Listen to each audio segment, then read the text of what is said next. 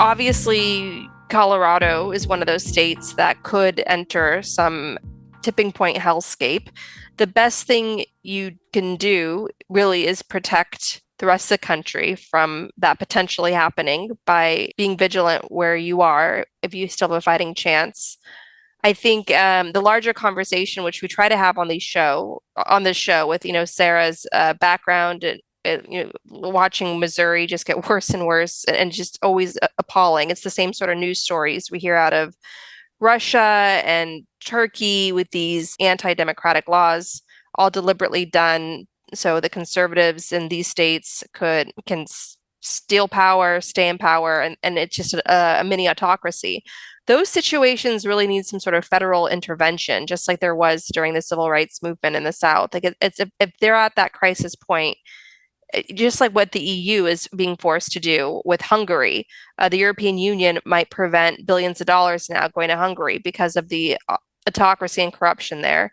So that's essentially like a federal action in the EU against anti-democratic Hungary.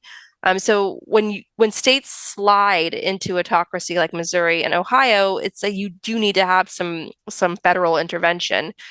So to prevent states like Colorado that still have a lot of luxuries, a lot of democratic luxuries that Missouri and Ohio no longer have. Just fight like hell to keep that garden clean.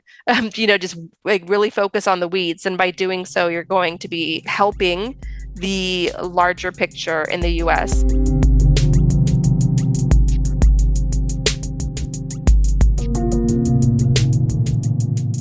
Garland is running out the clock, and he's running it hand in hand with members of Congress who remain perpetually on vacation. Remember the January 6th committee? Haven't seen a lot of them lately. We're facing urgent crises. We're now at the point where we know Trump stole highly classified nuclear secrets and, possibly sold or gave them, to hostile actors that want to harm the United States.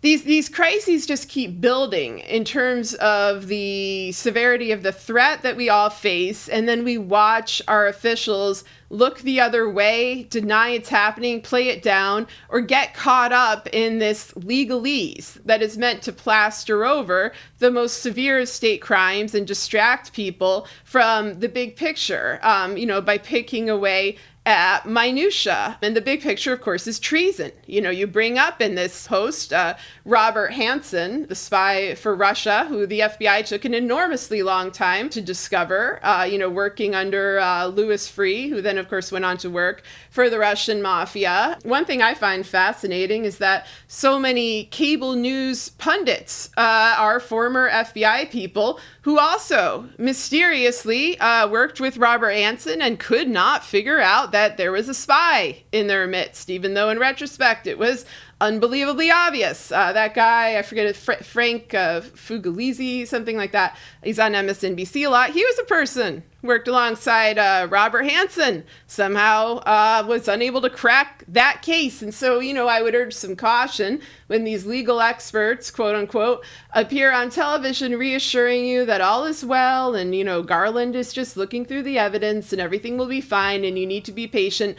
No, this is a crisis. This is a severe crisis. You can use common sense to deduct this.